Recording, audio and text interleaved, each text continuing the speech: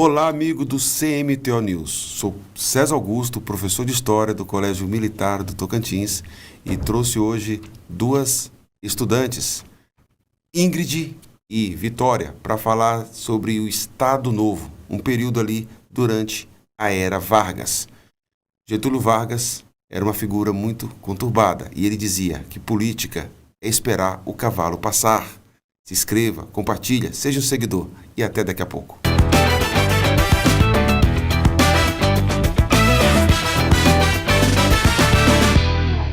Estamos de volta. Agora é para valer. Estado Novo, de Getúlio Vargas, com Ingrid e Vitória. Vitória, tudo bem? Tudo bem, professor César. É um prazer estar aqui usufruindo dessa oportunidade, né? Bacana. Para poder falar sobre história. Ingrid, beleza? Oi, professor, tudo bem? Estamos aqui empolgados para destrinchar o Estado Novo. Bacana. Então você estudante, você professor, você curioso, que queira passar em vestibular, queira ampliar seus conhecimentos, não esqueça, quando um podcast tão interessante desse, caneta e papel na mão. Ó, enquanto eu estiver rolando aqui, vocês vão anotando, beleza? Finalmente chegou o dia, né, Ingrid? Finalmente. Faz um tempão, né, Ingrid? Eu lembro que vocês eram da segunda série. Sim. E eu perguntei pra você. Na verdade, eu que te convidei. Sim, o senhor me convidou. Acho que o senhor primeiro me pediu para fazer umas matérias pro CMTO News e depois me convidou pro podcast. Sim, você fez uma reportagem. Sim, uma reportagem. E nessa reportagem, a tua desenvoltura foi tão boa que eu falei, Ingrid, e você falou, professor, eu tenho muita coisa para fazer, tal, mas você falou assim, não, eu vou fazer uma matéria pro jornal, né? E você se envolveu bastante. Não é vocês me conhecem, eu não sou de ficar dando falso elogio. É verdadeiro. A sua desenvoltura foi muito boa. Aí, você sempre aplicada durante as aulas, e Vitória também, e daí vocês eram de turmas diferentes, se eu não me engano, eu estou errado. Não, a gente estava na mesma turma. Era? No terceiro ano que mudaram a gente, mas a gente já estava na mesma turma de novo. Ah, então foi um equívoco, então. Então, eu falei, Ingrid, participe do podcast de história, é uma oportunidade de você aprofundar, né? Às vezes tem alguns alunos que eles não têm, assim, tanta desenvoltura para matérias de humanas. Mas alguns, mesmo não tendo, encaram, né? Eu não sei qual é a tua tendência, normal. Mas você encarou, né? Aí eu falei, escolha um tema, esse Estado Novo. Agora, você, Vitória, começando com você, fale para o nosso público por que você escolheu esse tema quando eu convidei você para o CMTO News. Então, professor, como o senhor falou, gosto muito de estudar, focado em passar no vestibular. E na época que a gente começou a conversar, amadurecer essa ideia de participar do podcast, o conteúdo que eu estava estudando em História era Vargas. E eu tenho uma tendência, todo o conteúdo de História, Geografia, essa área de humanas, mas quando eu começo a estudar um conteúdo, eu fico muito engajada nisso. Gosto de pesquisar, gosto de estudar mais sobre. E eu comecei a entrar mais nessa parte que também não cai no vestibular, mas essa parte mais histórica mesmo, a questão da política externa, da Carmen Miranda, tudo isso que aconteceu durante o Estado Novo. Eu falei, vamos falar sobre o Estado Novo. Bacana. E aí a auxiliadora porque é tua amiga, né? Isso, chamei a Vitória para me ajudar nessa missão de destrinchar sobre o Estado Novo. Estamos aqui. E aí, Vitória? Ela te consultou para escolher esse tema ou ela só arbitrariamente te colocou no podcast? Eu fiquei sabendo, né, que esse é o tema. Aí fui chamada para poder ajudar ela e aceitei. Apesar de que eu tenho um pouco de dificuldade de entender a complexidade que é a história.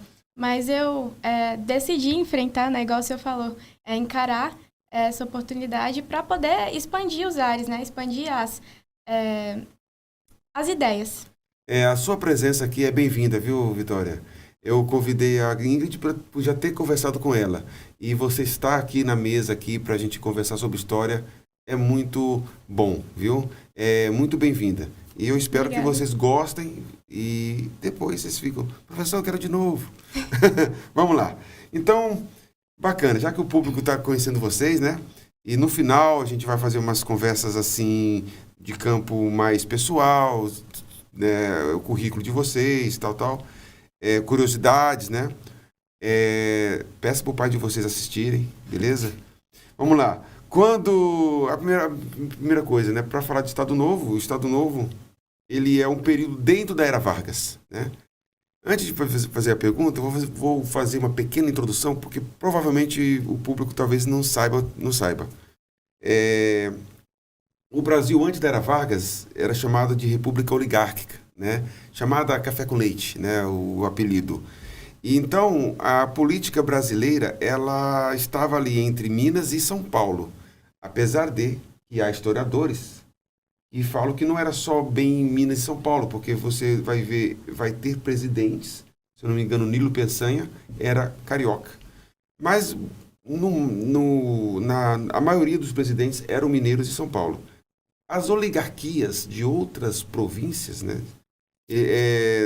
não estavam satisfeitas com esse monopólio mineiro e paulista. Getúlio Vargas ele rompe com isso, né? Só para contextualizar. Então começa a primeira fase de Getúlio Vargas, né, que é a fase do governo provisório, depois constitucional, e por último, entre aspas, primeira etapa, porque Getúlio Vargas ele é complicado. Por último, a primeira fase Vargas teve 3 períodos, né? De 30 a 45. Primeira fase do Vargas. Nessa primeira fase, subfases, vou colocar aqui. Governo provisório, até 34 a 37, constitucional, 34 a 37, 37 a 45, Estado Novo, ok? Se localizou na história? Aí veio Gaspar Dutra, depois o retorno de Vargas. Esse depois fica para a próxima. Estado Novo. Beleza, é esse contexto que nós vamos falar aqui. É preciso localizar, né? Para a gente começar. Então, beleza. Quando que durou o Estado Novo, né? E por que levou esse nome? Ingrid. Então, o Estado Novo, para a gente estudar Vargas no geral, a gente tem que entender que Vargas era um cara que gostava do poder. Então, ele fazia o que fosse preciso para fazer a manutenção desse poder, até burlar a Constituição, igual ele fez diversas vezes, golpe de Estado, tudo que a gente vai destrinchar hoje. Mas é importante a gente se atentar a essa parte.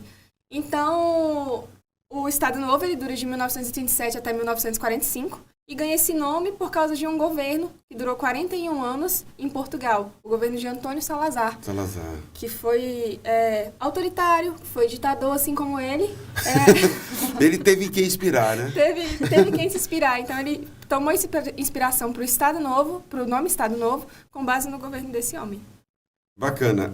Durante esse período do Vargas, que você falou aí, o Salazar em Portugal, era um período de tendências totalitárias na Europa, não era? Sim. Teve o Mussolini na Itália, começa ali em 1919, 18, 19. Aí depois vai aparecer o Adolfo Hitler, Stalin. Teve também Franco na Espanha também. Então, Espanha, Portugal, Itália, havia uma tendência ao totalitarismo, né? No mundo. E o Brasil também, essas coisas o Brasil copia, né, cara? Copia várias coisas. Que coisa igual chata. Igual a Belle Époque também do Brasil, na época da revolta da vacina, tudo copiado, né? Porque, assim, país colonizado, país segundo, terceiro mundo, a gente sempre buscou essas inspirações na Europa. Até hoje. Até hoje. Até nas últimas pandemias também você vê que, não vou falar, é muito complicado, porque é delicado, mas uma coisa é certa. Foi espelhado também nas medidas tomadas na Europa, né? E não levando em consideração que cada país tem seus contextos, sua própria cultura, sua própria soberania. E aí, como você disse, na literatura, romantismo, tudo é com o pé da Europa, cara. E o que é brasileiro? Vamos lá. E aí, Vitória, sobre esse início do Estado Novo, que você tem aí a comentar? Pois é, o nome novo, né, que veio junto, Estado Novo, ele é mesmo para trazer essa ideia de impor algo mais nacionalista. Geralmente, os governadores utilizam esse nome de o novo, o neo, para poder mostrar uma reviravolta na história. Antes, igual o senhor falou, o que predominava era a política do café com leite. Aí agora ele quis chegar falando, não, aqui eu tô já quebrando essa ideia e vai ser o Estado Novo. Ele bem que colocou como se o Brasil começasse ali, sabia? Sim. Isso é complicado, isso é interessante, né? Assim, interessante estudar, né? Não é legal, mas interessante estudar. O Brasil começa em 1500, ainda colônia de Portugal. Independência É 1808? 22, né? Porque 1808 a 22 era Reino Unido de Portugal, né? Era ainda. A ruptura política com Dom Pedro I. Mas mais uma coisa, até, aí como eu falei em off, né? Que a história precisa de uma reflexão filosófica. Sim. O Brasil, Getúlio Vargas criou um marco zero, cara. Criou. Como se o Brasil começasse ali mesmo, não tivesse um legado do passado, né? Não tivesse uma história passada. Isso é muito curioso mesmo. E você falou aí, eles gostam de colocar novo, quando você vai observar não é nada novo. Né? Vou entrar aqui numa questão filosófica, eu sei que muitos professores não vão seguir essa terminologia. Se você, algo que foi falado aqui, você tem um outro ponto de vista, nos comentários abaixo a gente pode comentar, né? Responder. Neoliberalismo, né? Neomarxismo, novo normal, lembra? Sim. Então, assim, não tem nada novo, na verdade. Você percebe que é uma nova tomada de poder, né? E bacana essa referência com Salazar, né? Então, é isso aí. Enfim, agora vamos para os contextos, né? Ingrid, o contexto, explica... Eu fiz uma introdução, mas provavelmente, né, você pode até mencionar o contexto que levou Getúlio Vargas a ser esse cara ditador fofinho. Falando antes disso, eu assisti um documentário. Alguns não gostam de mencionar, mas eu vou mencionar. Brasil Paralelo. Tem um dos professores lá presentes chamou de ditador fofinho. Quando você vai observar, o Getúlio Vargas, ele era um cara, eu vou falar, animal político. Ele era um perfeito estrategista. Perfeito. Os de hoje, tanto de hoje do passado, não chega nem perto nas tramóias, nas estratégias de perpetuar no poder, como Getúlio Vargas fez. Né? Não é uma figura curiosa? Exatamente, professor. Sim. O Vargas, antes do governo constitucional dele acabar, os 2 anos antes, ele já começa a se preocupar com como ele vai fazer essa manutenção do poder, apesar de dele não poder se reeleger pela atual Constituição.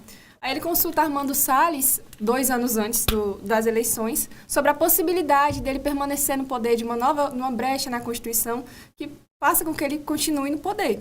Consulta alguns governadores também, e ao perceber que os aliados dele mesmo não dava apoio, não demonstrava apoio nenhum para ele, aí ele começou a planejar como ele continuaria no poder, já que nem os aliados dele estavam dando essas esperanças para ele. E é importante destacar também que no início dos anos 30, a relação do Brasil com a Alemanha estava muito boa, porque as relações econômicas do Brasil com a Alemanha cresceram 400%, o Vargas inspirava muito em Hitler, no nazismo, a ponto de chegar da bandeira do nazismo ser hasteada ao lado do pavilhão nacional. Sim. Então, estava nesse nível aí. Tinha muito imigrante alemão aqui. Nos jornais alemãos, alemãos davam atenção para o Brasil, mostravam as belezas naturais, mostrava a vida dos imigrantes que aqui viviam. E aí, vendo todo esse contexto, os Estados Unidos veem a necessidade de se aproximar do Brasil para que o nazismo não se espalhe. Eles veem essa necessidade, Roosevelt vem aqui, e Vargas diz no diário dele que foi excelente conhecer o Roosevelt, que ele é um cara que realmente só visa a paz, mas ele dá a entender isso no diário dele, mas ele continua com as relações normalmente com a Alemanha. Ele é um malandro, né? Aquele elogio ao Franklin Roosevelt, né, que é o presidente americano, Sim. Foi político. Foi político, porque depois ele político. realmente, depois ele só deu elogio e continuou tendo as práticas de um ditador. Não é? Sim, fez as coisas pelas costas, né? Mostra uma coisa, mas tá fazendo outra. Você falou uma coisa interessante. O Brasil da época, também o juízo de valor que nós temos sobre o nazismo não era o mesmo da época, né? Vamos aqui entender que, provavelmente, a população brasileira mundial, talvez alguns não tinham conhecimento do que seria o nazismo. Porque toda ideologia, socialista, fascismo, nazismo, qualquer ideologia, ela vem como algo novo, algo de esperança, né? Esperança.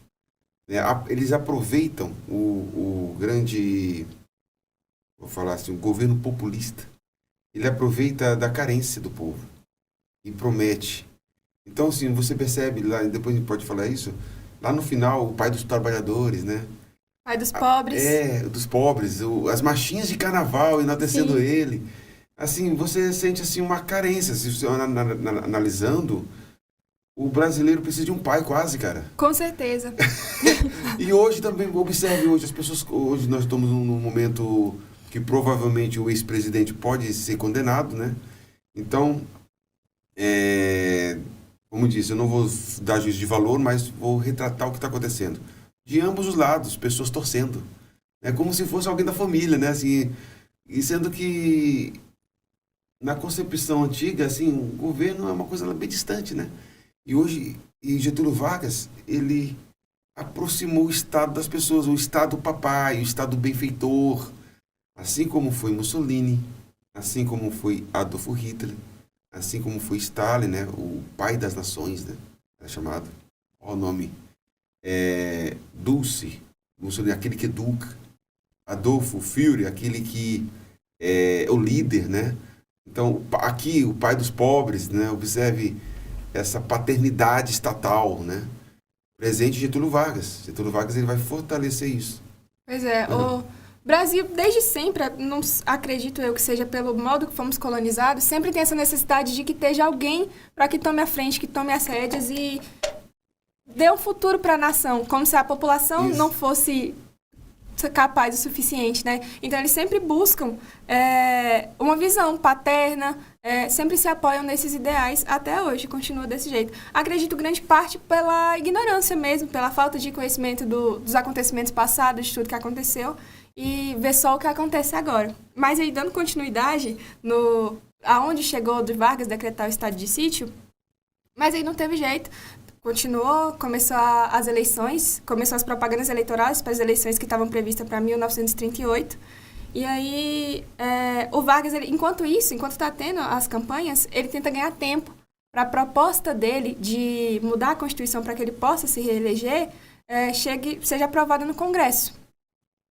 E, enquanto isso, uma nova Constituição está sendo feita pelo Francisco Campos a pedido de Vargas. Tudo isso e a população achando que tudo ia acontecer normalmente, que as eleições de 1938 iam acontecer normalmente. Não havia Twitter na época.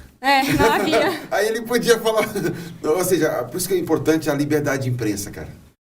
Porque quando você controla os meios de comunicação, a população não tem parâmetro. Sim. E ele só Observe aí. mostra o que as pessoas querem ver, né? Exatamente, vai lá. A questão de essa proximidade que ele conseguia ter com o povo era muito bem calculada. As pessoas mandavam cartas lá para o Congresso para ele poder responder e ele respondia, fingia que respondia, mas na verdade quem respondia eram os assessores dele. Isso tudo para criar essa relação com o povo mesmo. Então, enquanto a gente está nesse contexto de eleições acontecendo, Vargas caladinho no canto dele fazendo os planos para tomar o poder, acontece a macedada, que é quando o ministro da Justiça começa a liberar presos políticos acusados de tentar tomar o poder por meio comunista, todos esses associados, e aí ele começa a dar essa liberdade, volta a liberdade de imprensa, acaba o estado de guerra, e ele faz a população acreditar que está tudo bem, realmente vai ter as eleições, mas os candidatos à eleição eles sempre estão com o pé atrás por conhecerem como ele chegou no poder, né? Exatamente. Ele não chegou pela via democrática. Não chegou pela via democrática. Assim como os demais ditadores da Europa também não. Incrível isso. Foi não. E aí, enquanto a macedada está acontecendo, Dutra, que é o novo ministro da guerra, que foi substituído por João Gomes, antes de tudo isso acontecer, Vargas já estava arquitetando um pessoal para ajudar ele nessa questão do Plano Cohen. Então, enquanto isso, ele manda atacar Caldeirão, que era uma comunidade evangélica que vivia no Ceará, e ele mata cerca de 500 a 1.000 pessoas. E isso não é mostrado pela imprensa, justamente pela liberdade que a imprensa não tinha.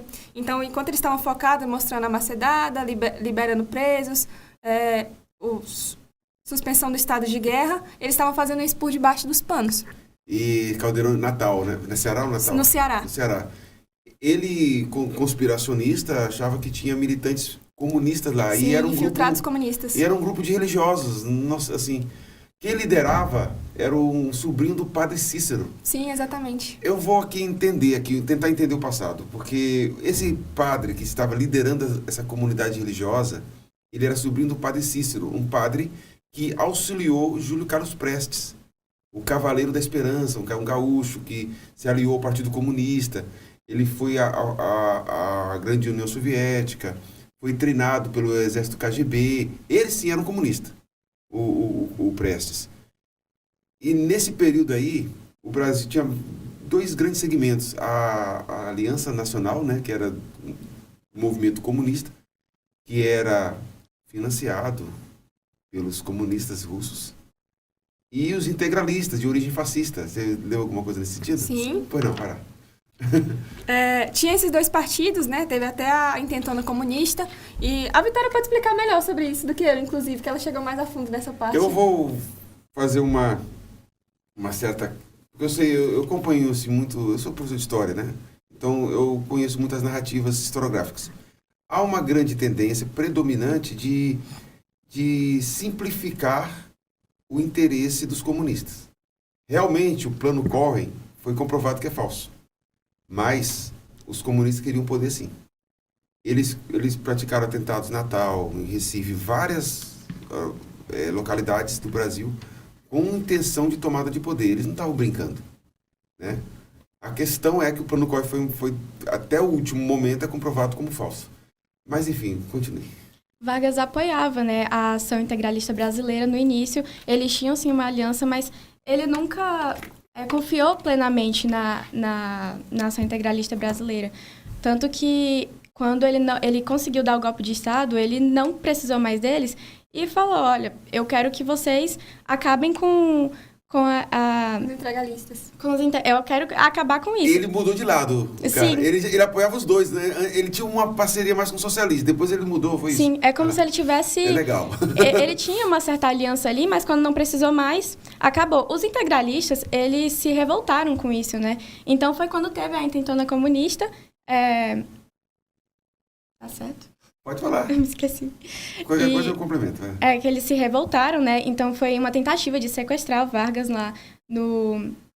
Durante o governo constitucional. Esse constitucional já é de 34 a 37. Quando você fala estado de guerra, porque em 1932 teve uma revolução ali liderada por Armando Salles. Sim. Por quê? Porque Getúlio Vargas, ele não chegou no governo assim via democrática. O governo era de Washington Luiz. Ele perdeu a eleição para o candidato, se não me engano, é Júlio Prestes. Ou é vice-versa, agora pronto. É muitos nomes, né? Então, assim, enfim, ele perde a eleição. O fato é que ele perdeu a eleição. Em 1930 a 34, era um governo de consolidação. Ele precisava consolidar no poder. Por isso que chama-se governo provisório. 32, algumas províncias se unem a São Paulo para resistir Vargas. Que, na verdade, ele não ganhou a eleição. Não era para ele estar ali, né? Eles politizaram a morte de um cara chamado João Pessoa, né? E daí foi feita toda uma comoção da morte e tal.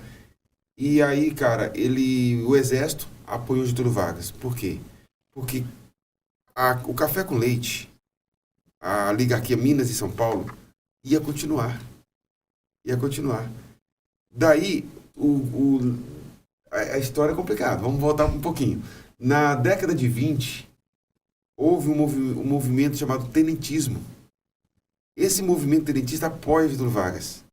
E esses cadetes, pessoas de alta e baixa patente, eles chegam no Palácio do Catete, Rio de Janeiro, que a capital da época era o Rio de Janeiro, e depõem o presidente eleito e o Getúlio Vargas, o Washington Luiz é deposto e Getúlio Vargas é empossado.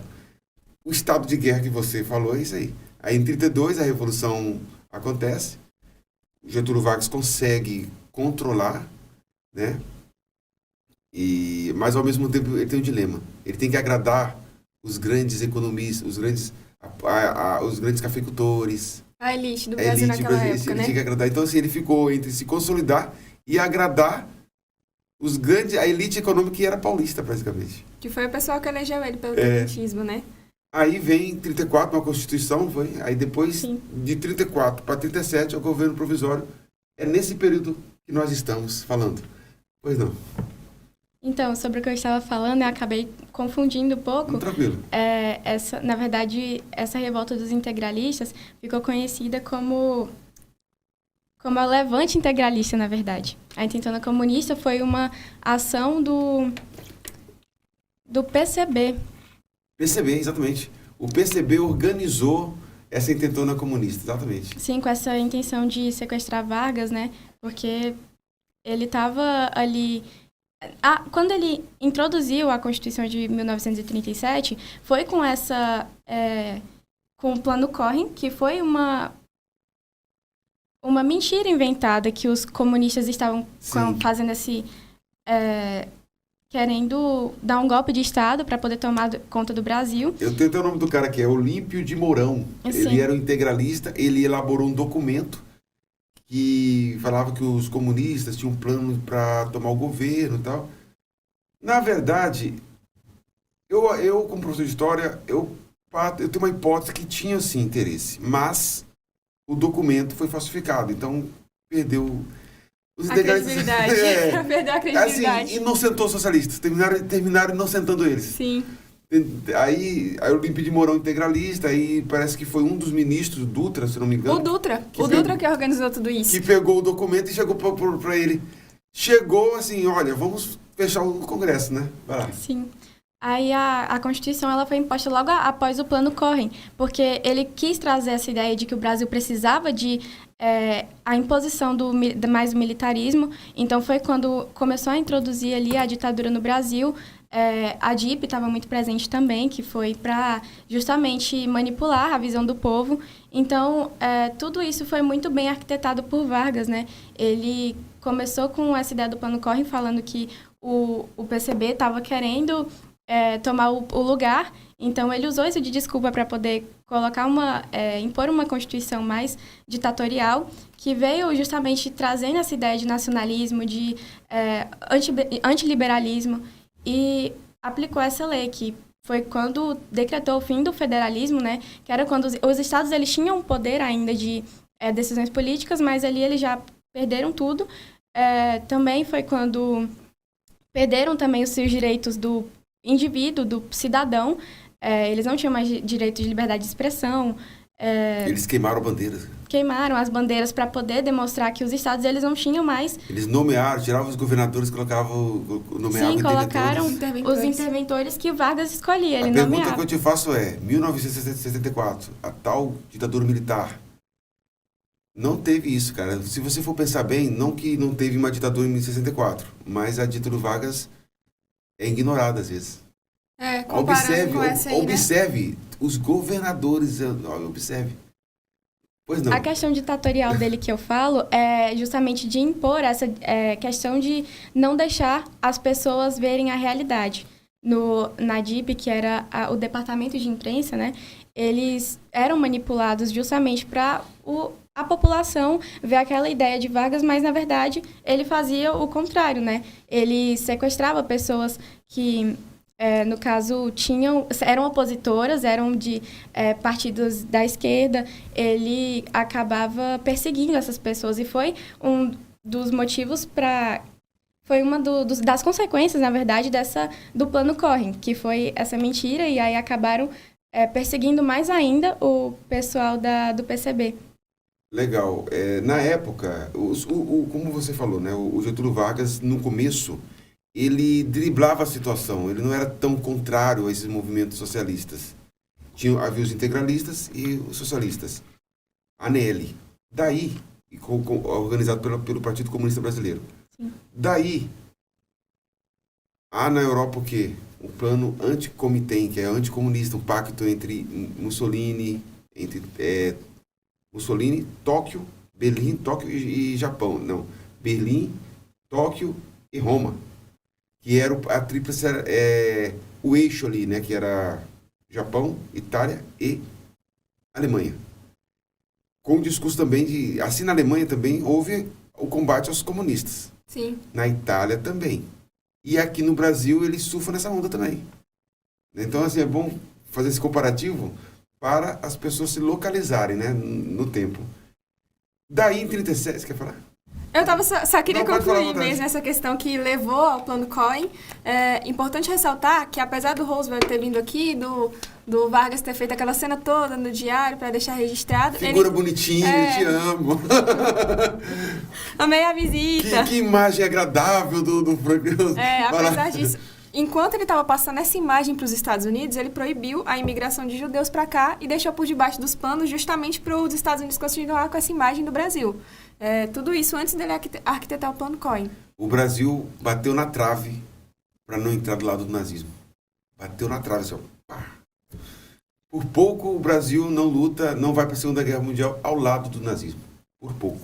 Pois é, e aí em setembro de 1937, as eleições iam ser em janeiro, e aí sai o plano Cohen na imprensa, né? Que os comunistas queriam tomar o Brasil à força, iam colocar fogo em instituições públicas, iam matar quem fosse contrário. E aí Vargas fala, não, diante disso a gente tem que fechar o Congresso, não vai ter jeito, a gente tem que fechar, senão os comunistas vão tomar tudo. E desse jeito, usando esse pretexto, esse plano falso, ele toma o poder e declara estado de sítio. Eu anotei aqui que em 37 ainda houve eleições, porque a Constituição de 34 previa eleições para 38. Aí, Armando Salles, ele foi um dos candidatos, José Américo de Almeida e Plínio Salgado. Inclusive, quando sai o plano Cohen na imprensa, o pessoal já percebe que isso aí, os candidatos pelo menos percebem que era uma estratégia de Vargas para tomar o poder. O José Américo chega a conversar com ele, e o que o Vargas faz? Promete para ele o cargo de ministro da Educação, que nunca chega a ser dado. Assim como ele prometeu, igual falou a Vitória, que o Partido Integralista ia ser o único que ia permanecer, e ele zerou o Partido Integralista também. Então, quando ele via que ele poderia ter um opositor, ele já chamava para o lado. Só que era só até ele conseguir o poder. Aí os inimigos têm que ficar perto, não longe. Ele via ali um possível candidato, né, que poderia tomar o lugar dele e já queria cortar pela raiz. Antes, para falar da Constituição de 37, 2 pontos que o público precisa lembrar. A Constituição de 34 já previa eleições para 38, mas nesse curso dos eventos, Getúlio Vargas já demonstrava intenções totalitárias. Ele, em 1935, ele decretou a Lei de Segurança Nacional, que dava poderes para o Estado conter qualquer movimento que ele entendesse como uma desordem social. Daí começa, por todo o Brasil, vários movimentos, vários levantes socialistas em Natal. Natal eles conseguiram até criar uma espécie... depor o governador. Em Natal foi algo mais sério. Depuseram o governador, empossaram um governador lá do momento lá. Em Recife, tentaram, mas não conseguiram. Minas também. E Rio de Janeiro. Em vários pontos houve essa intenção socialista. Tem um filme de Fernando Salles, não é Salles, não esqueci o nome do cara, chamado Olga, que conta a história de Olga Benário. Que ela era esposa, namorada de Luiz Carlos Prestes. E ela foi deportada. Ela estava grávida, foi deportada. Ela era judia. Ora, se o Brasil deportou ela para a morte. Deportou ela para a morte. Isso foi no... Já sabia o que ela era inconstitucional ainda. Exatamente. Então, assim, muita gente no Brasil não sabe que houve essa parte da história brasileira contra os judeus. Esse antissemitismo. É escondido. Impressionante quando vão falar de Getúlio Vargas, muitos só falam que foi criou a CLT, né? Facilitou os direitos trabalhistas, tal. Não falam esse outro lado de perseguição. Esse lado nazista do Vargas. Exatamente. Né? E a CLT foi inspirada também na Carta del Lavoro, Mussolini. É cruento, o negócio é pesado. Beleza. E aí, durante o ano de 1937, havia marchinhas de carnaval. Sim. Marchinhas de carnaval, já as pessoas iam pro carnaval, cantando que nem Armando e nem Osvaldo. Quem vai ficar é o GG. Quem vai ficar é o GG. Inclusive, eu trouxe até um trechinho. O povo já aceitou o golpe, cara. Sim. Agora é o seguinte, muito se fala de golpe hoje, né? Um dá golpe contra o outro. Getúlio Vargas deu golpe nele mesmo. Ele era o presidente. Ele suspendeu o Congresso, declarou o estado de sítio, ou seja, ele deu golpe de estado. É incrível, né? Vai lá. Eu trouxe até um trecho da marchinha de carnaval que o senhor está citando, né? Que é: o homem quem será? Será seu manduco? Será seu vavá? Entre esses dois, meu coração balança, porque na hora H quem vai ficar é o seu GG. Aí, ó. Que eram os 3 candidatos que estavam ali para serem eleitos, né? E aí, nas marchinhas de carnaval mesmo, já dá para ver que o pessoal sempre mais pro lado do Vargas. É incrível isso, porque apesar de já ter a Hora Brasil, já ter essa censura da imprensa... Brasil, bom, bem falado. Sim, apesar de já ter essa censura da imprensa, a população conseguia perceber que era ele que ia continuar. Sim.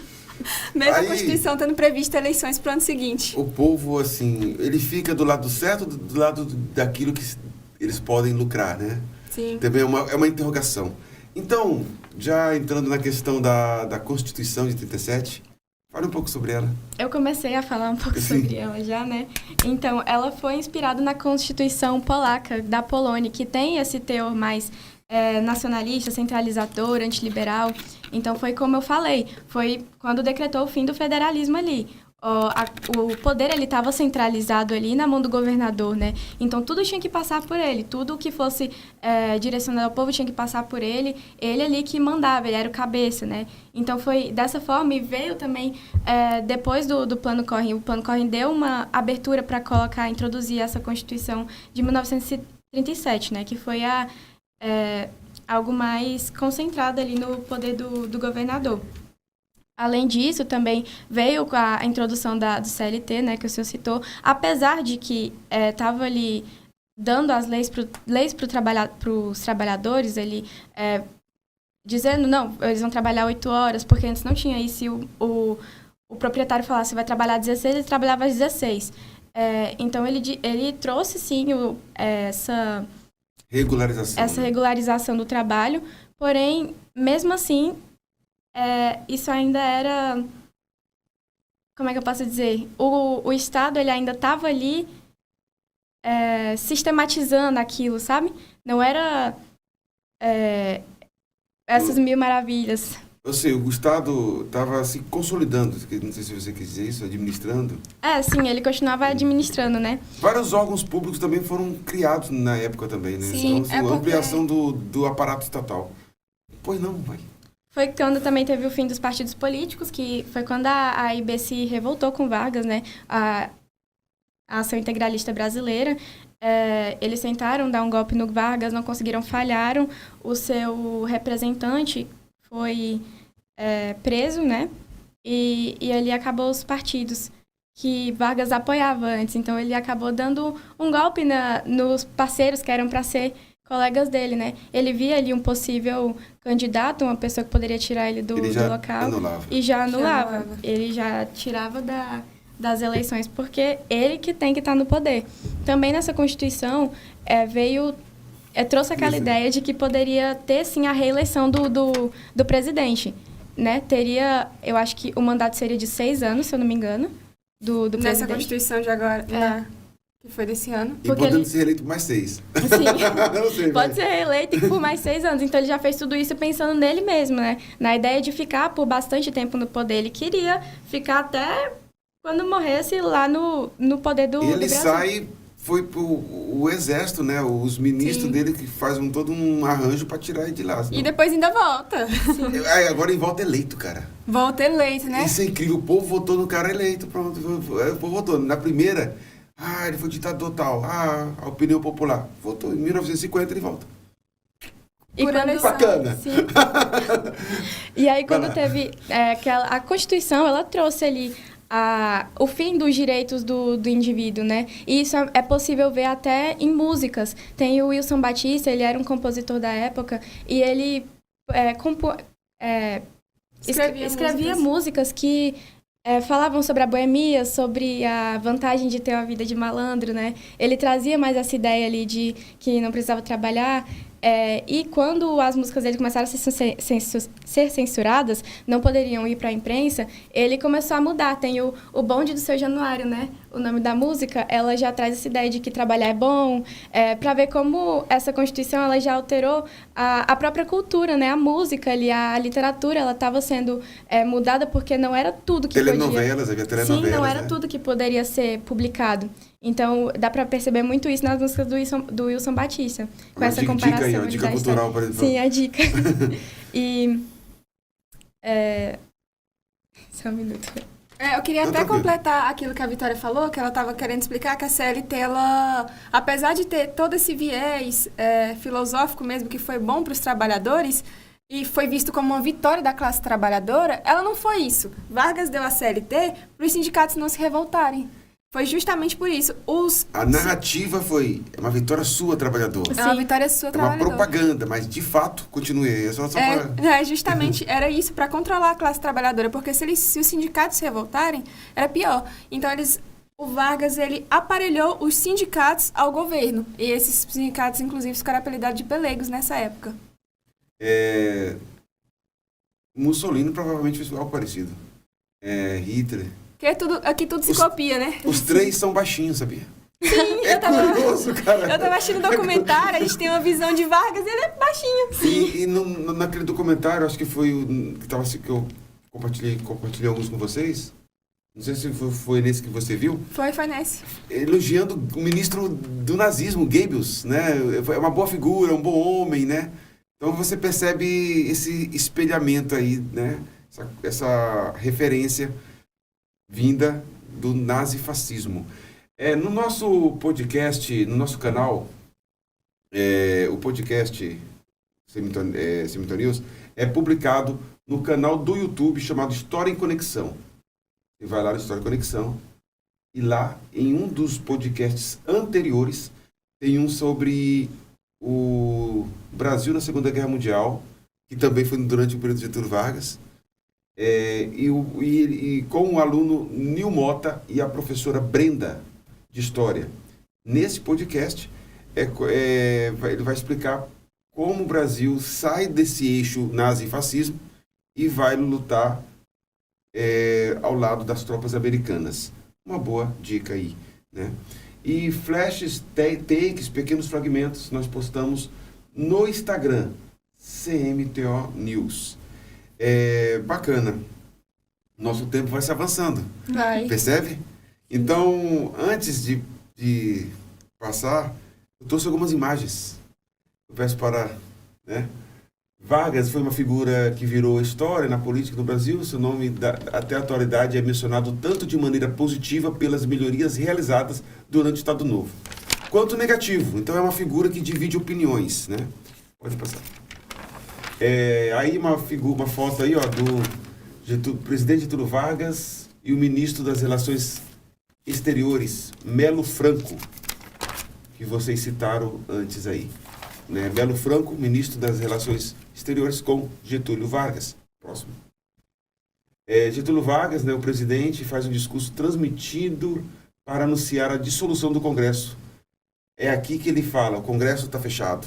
Os deputados foram convidados a ir para suas casas e ele é o legislativo e o executivo ao mesmo tempo. E o judiciário dissolvido, né? Exatamente. Pode passar? Olha o bonitinho aí quando era criança, ó. Getúlio Vargas quando era criança. Pode passar? Ele e a sua amada Darcy Sarmanho Vargas, em 4 de março de 1911, formado em Direito ele. Pode passar? Após a implementação de uma nova Constituição Federal, elege-se presidente através das eleições de 34.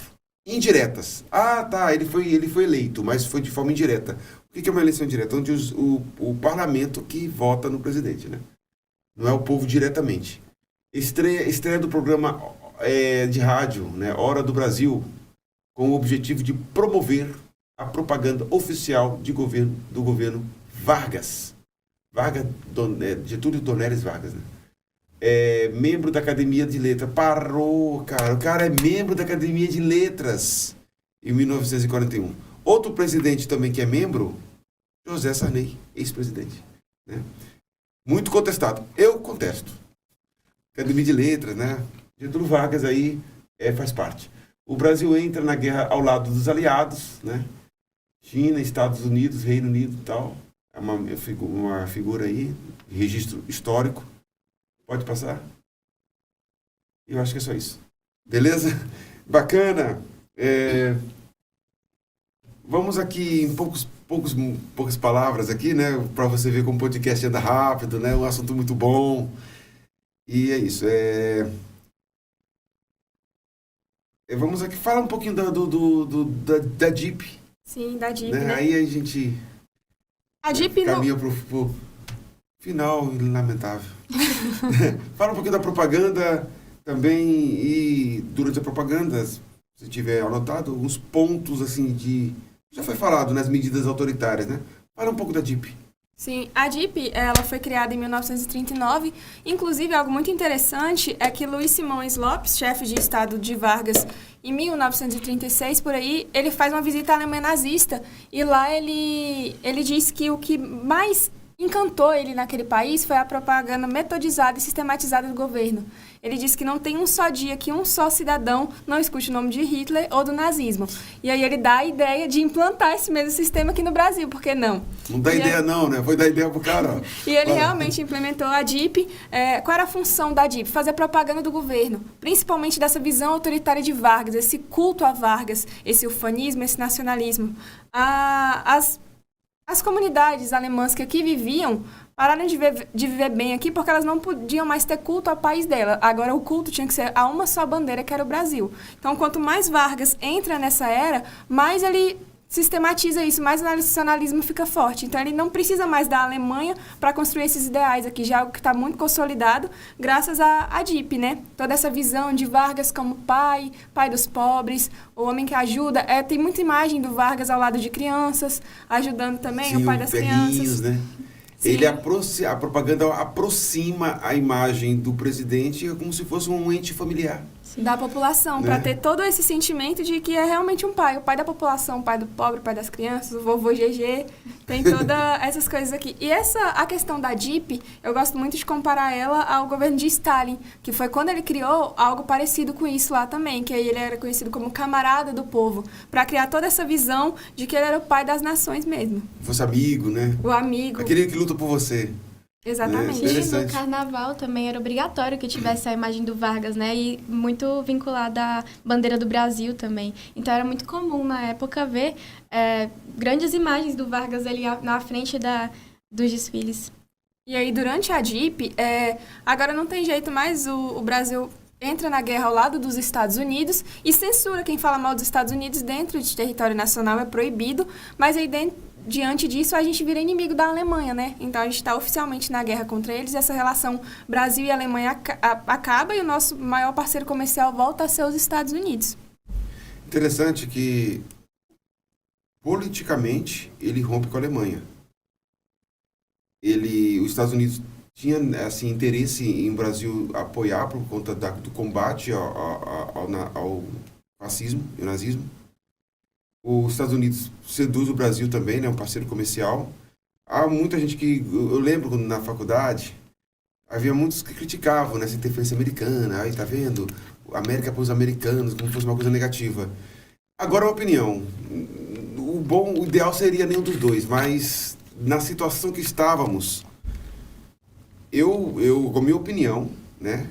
Foi bom estar do lado dos Estados Unidos, né? Imagine estar do lado do racismo, do nazismo. É complicado, né? Mas, internamente, as medidas do governo dele continuavam as mesmas.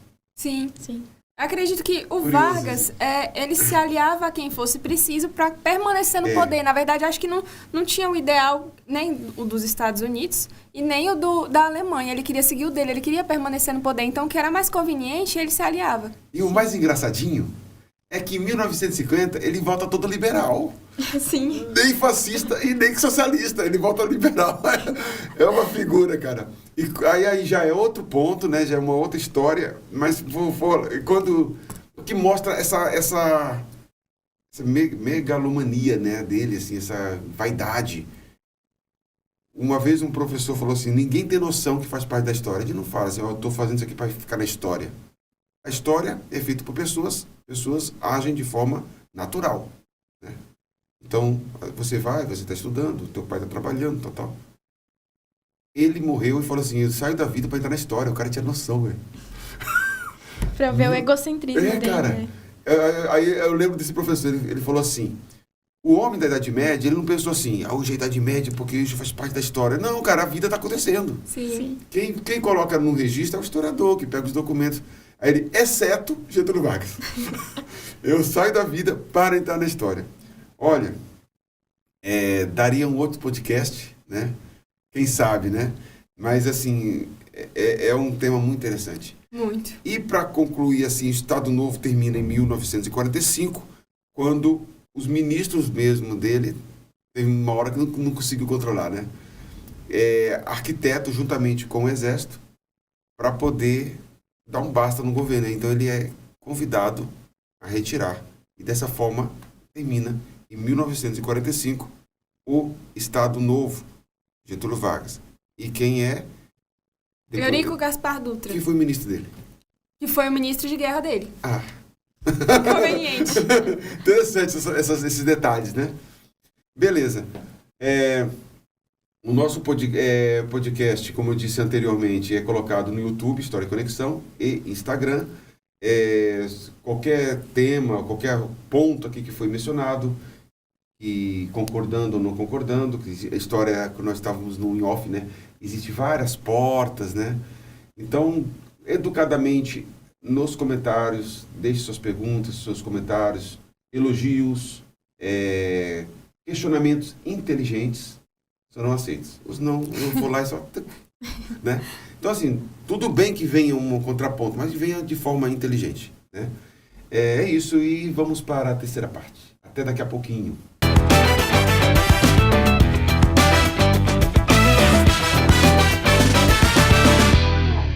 Estamos de volta agora para a terceira parte, a parte aqui que os pais da Vitória e os pais da Ingrid vão descobrir o coração delas aí, beleza? Tudo bem? Tudo bem? Tudo ótimo. Mas antes de falar um pouquinho, algumas perguntinhas que eu fiz para vocês, o nosso público quer saber um pouquinho de vocês. Primeiro Ingrid, depois a Vitória. Fala um pouquinho da sua história, em poucas palavras, onde você nasceu, seus pais, onde você estudou, blá, blá, blá. Então, professor, a minha história, sou tocantinense mesmo, nasci aqui, nasci em Gurupi, depois me mudei para Palmas junto com os meus pais. Estudo no militar tem 7 anos já, vou concluir o ensino médio lá agora. Você é fruto da terra. Fruto da terra. É isso aí. Militar fez parte da minha história, tenho muito carinho por esse colégio. Inclusive, já estou sentindo falta, que ainda nem saí, mas já ainda estou falta sentindo alguns falta. meses ainda, gente. Sim. Falta alguns meses, mas passa tão rápido. Então, é isso mesmo. Sou nascida e criada aqui no Tocantins. No colégio, você desenvolve algum curso? Não, curso Você não. desenvolve, você é estudante. Estudante. Eu tenho liberdade de expressão. E você, Vitória? Eu também sou tocantinense, né? Nasci em Araguaína, morei já em Pedro Afonso, vim pra cá em 2019 com a intenção de entrar já no colégio militar. Fiz a prova, na minha época ainda tinha a prova para entrar. Entrei no 6º ano e tô até hoje, né? Pra me formar junto com a Ingrid no 3º ano. Você falou e eu esqueci. Você é Araguaína e você? Grupi. Gurupi. Olha, Sim. eram cidades um pouco rivais na época de colocar quem era a capital do Tocantins, né? Gurupi se candidatou, Araguaína também, Porto. Interessante. Polo Sul e Polo Norte. Pois não, mas... Aí ainda estudo lá no colégio militar, né? E é isso. Você faz parte de algum curso ou você é estudante? Eu sou estudante. Vocês do curso aí, ó. Comenta embaixo também, pra brincar comigo aí. Beleza? Então... Ingrid, você torce pra algum time? Sou vascaína. Ave Maria. Vascaína entre muitas aspas. Existe vascaíno no Brasil ainda, gente. Você é vascaína, cara. Mais ou menos, porque nem futebol eu assisto, né? Mas... Você é vascaíndo ou vascaíno? Brincadeira. Eu falo assim, Vasco da Grama, né? Tem uns professores lá que são vascaínos. O Matheus Generoso é vascaíno, né? O Carreirinha também. Aí, ó, eu pensava que não existia... Olha aí. Eu vou falar entre aspas, espécie em extinção, não está em extinção, né? Não, mas a gente tá aqui firme e forte ainda. Na verdade, o Vasco, a gente fica brincando por conta de uns momentos, né, muito negativos, né? Como eu sou bem mais velho do que vocês, quando eu tinha a idade de vocês, o Vasco era um time muito forte. Por questões políticas, o Vasco caiu, mas assim, é um grande clube, tem uma história muito bonita. o símbolo, né? Caravela, né? Foi Tudo tem história no meio, Sim, né? o Vasco é o time mais, assim... Foi o primeiro time a escalar negros. Sim. Então, aí, ó. Meu pai tem muito orgulho disso daí. Então, assim, claro que eu não torço pro Vasco, mas, assim, respeito a história do Vasco, uma história bonita do Vasco, né? Eu não vou falar que tomara que volte, porque eu não quero um rival, né? Na verdade, eu sou tricolor paulista. São Paulino. Vai lá, e você torce pra algum time, Vitória? Se for falar assim que eu torço pra algum, eu falo que é o Flamengo, mas eu também não assisto futebol, assim, pra ser Os amigos fixada sempre mesmo. fazem questão de alfinetar a gente, sabia? Tem de Sabia? falar o meio, né, Vitória? Eu tinha meu irmão, cara. Eu sou paulino, ele virou flamenguista. Por quê? Não, ele era paulista, mas como eu tinha um primo que era muito rival no futebol, só pra me contrariar, ele torceu pro gol, é incrível, né? Os amigos são assim, sabia? Sabia. Eles, só pra contrariar, vou torcer contra. É, do contra, né? Um pouquinho. Como é que foi, assim, eu vejo, bem como em off nós estávamos falando, né? O público aqui, ó. Eu fui professor de vocês da primeira e segunda série. E vocês foram se aproximando, né? Sim. Conta um pouquinho da história, assim, ou você, quem for, passa Conta, Vitória. de como vocês... Assim, eu não vou nem perguntar, que eu acho que a melhor amiga é essa aqui. Será? Eu acho que a melhor amiga é essa aqui também. Eu acho, né? Porque eu posso estar errado, mas eu Até acho. tá servindo, por enquanto. Mas, Então, enfim, conta um pouquinho da história de vocês. A gente fazia Da curso, amizade. a gente fazia curso lá no CBMzinho, né, na unidade 1, que inclusive era aqui nesse lugar. E aí ela estudava de manhã e eu estudava à tarde. Então, assim, nunca tivemos um contato próximo, mas já tinha visto ela conversado algumas vezes. Era chata pra caceta. Eu, assim, A Vitória era muito calada. A mãe sempre foi muito na dela. eu, Eu tinha amigos que eu falava, é chato pra caramba. Aí depois eu virava amigo. eu olhava pra Ingrid, assim, eu não imaginava, né, que um dia eu ia estar aqui do lado dela, desse jeito. Então, assim, era mais algo, assim, de vista mesmo. Aí, quando foi em 2023, que a gente foi pra unidade 2, né, acabou que a gente caiu na mesma turma. Ficamos na 1306. E lá, ela sentava num canto da sala, ela sentava no outro. Só que aí eu comecei a tentar me aproximar, porque do pessoal que mesmo. eu... Vocês sempre foram da mesma turma. Só no primeiro ano do ensino médio. Porque E aí na no segunda separaram. separaram a gente. Não, no terceiro ano. Foi no segundo, foi no início do É que eu tô segundo. confundindo. Mas assim, é muito aluno, às vezes eu sempre Não, perco uns sim. detalhes. Não, aí a gente foi pra mesma turma, né? Comecei a se me aproximar porque eu vi que... eu já tinha visto ela no colégio, ela tava com uns colegas meus também que já eram da unidade 1. E a gente foi se conhecendo, sabe? E foi desenvolvendo essa amizade nossa que... Ela não é chata, então. De vez em quando... Não é chata, não, é claro que não. Aí no segundo ano trocaram a gente de turma, mas a gente já tava muito apegada uma na outra. A gente se ajuda a estudar, né? Tem bom. essa conexão, então eu fiz de tudo pra ir pra sala que ela tava. Como E- você contou a história da amizade, então é a mesma, então, né? É, a mesma. Mas ela é chata? Não, até amorzinho. Você tinha o cabelo mais curto, não tinha? Tinha, meu cabelo era bem curtinho. Aí eu fui deixando crescer agora, por curiosidade. Faz tempo que eu não vejo cabelo grande. Beleza. É bacana. Eu lembro, claro que eu lembro de você, lógico. Né? Assim, esses detalhezinhos assim que a gente professor, não observa tanto, São né? muitos alunos, ainda É. mais que história. Era uma aula por semana, Isso. só dava quase pra escola toda. Tanto que os alunos, eles conhecem muito mais os professores de exatas de linguagem do que a gente, né? Eu vejo assim que é só... verdade. Aí quando perguntam pra mim, professor, como é que é o aluno tal? Eu falo, olha, eu só vejo ele uma vez por semana. E essas amizades de vocês, às vezes a gente não participa, né? Então só observa de longe. Mas bacana. É estudiosa você também, né? Sempre foram. Eu lembro que era uma das poucas, eu vou falar a verdade, porque eu sou um cara bem transparente, que perguntava algumas coisas nas aulas. Então, assim, quando o aluno pergunta muito, o que você faz? Eu vou explicar melhor. Porque você fala, entenderam, mas não entenderam. Né? Que a história é uma matéria difícil. Eu, como professor de história, eu digo assim, que ele exige uma certa maturidade. O jovem, naturalmente, eles têm coisas da juventude, né? E, às vezes, essas questões mais filosóficas, que exigem um pouco mais de reflexão, não é tão interessante, porque muita gente tem um preconceito também de que... Para que está o passado?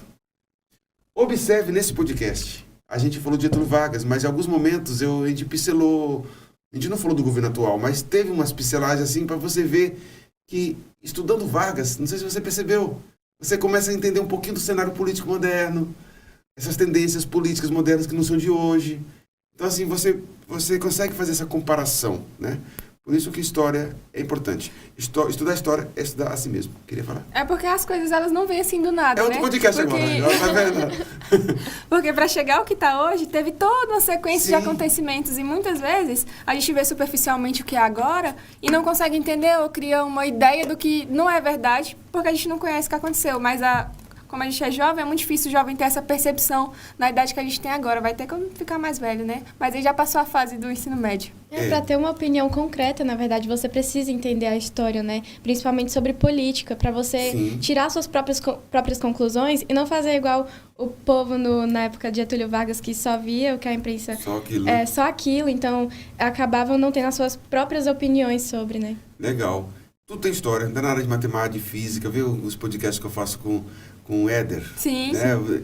Assim, aparentemente parece ter nada a ver, mas quando eu estou com ele aqui falando de física e matemática, história, é uma coisa assim que vai se casar, assim, ó, interessante, né? Sim. Então, a história é a mãe de todas as ciências. Porque todas são ficadas no contexto, e o contexto é histórico. Beleza? Rapidamente aqui, né? Você tinha algum apelido na infância?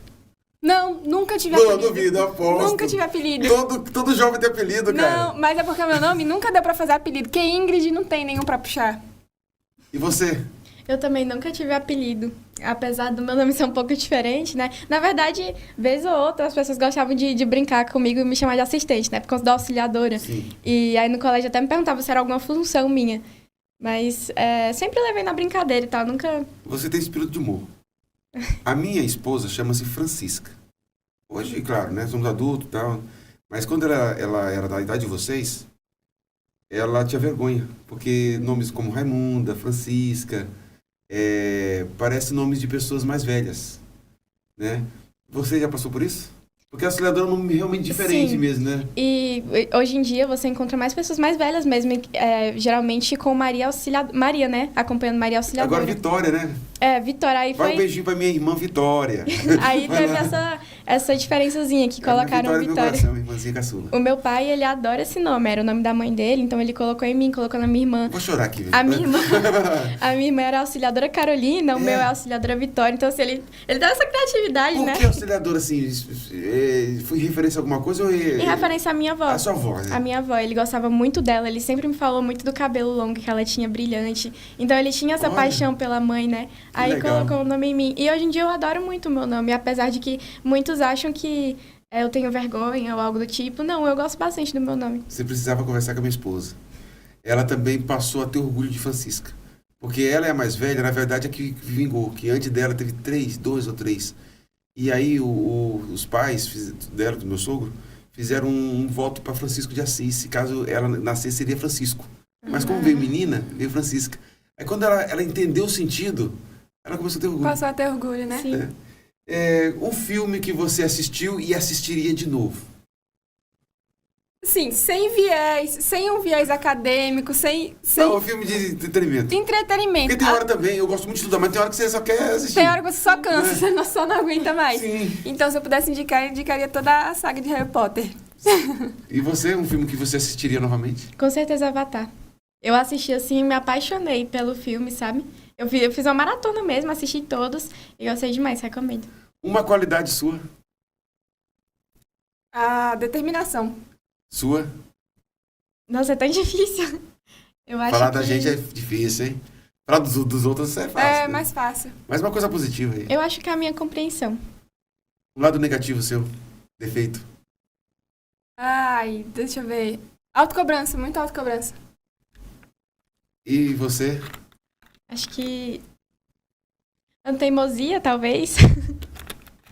Tem namorado? Não, Menor de idade, né? sou menor. Tá de idade. certo! Tá certo, claro que tá certo.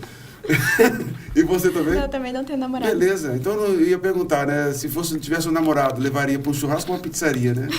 Mas se tivesse, por exemplo, uma hipótese, Churrasco. e você? Eu acho que levaria pra pizzaria. É só pra sacanear. Eu tô falando, cara. Então, quando você fizer um churrasco na sua casa, não chama ela, ué. Não vou chamar não, que ela prefere pizza. Bacana, as duas coisas são boas. Eu também gosto do churrasco. Tá Dos certo. dois, né? Mas, assim, entre um e outro, cara, rapaz, churrasco é quase... Beleza. Eu ia falar uma pessoa, mas teus pais são vivos? Os dois? Sim, graças a Deus. Então eu vou ampliar, né? Provavelmente será para eles. Você também? Sim. Você que é mais próximo da câmera, olha para aquela câmera, um close ali, a câmera vai dar um close em você. Mande um beijo para a pessoa ou as pessoas que você mais ama nesse mundo. Um beijo pra minha mãe, pra minha irmã, pro meu pai também, que inclusive ele não é daqui, mas tá vindo pra Palmas. Pra minha sobrinha e afilhada Dandara também, que eu amo demais. Eu vou falar pra Andressa depois que a minha irmã assistir o podcast. Vai lá. E ver aqui as minhas saudações, né? Amo demais vocês. Antigamente eu falava uma só, depois eu vi que ficava numa situação, né? Porque o pai escolher tava... um, né? Então fala assim, 2 pessoas, uma que você mais ama nesse mundo. Close lá naquela. Vou mandar um beijo pra Vidoca, minha irmã mais nova, a Letícia, que com certeza vai assistir esse podcast. Apesar de ainda não ter entendimento, ela vai assistir só pra ver a irmã dela. E pros meus pais também, que sempre me apoiam. Letícia? Letícia. É a irmã mais nova? Tem Irmã mais nova. Ela é Quantos 10 anos? anos mais nova que eu, ela tem 8. Então você tem 18 anos. Faço em abril, mês que vem. Você entendi. A minha filha chama-se Letícia. Olha aí. Aí, ó, que legal. Beijo, Letícia. Beijo do papai. Gente,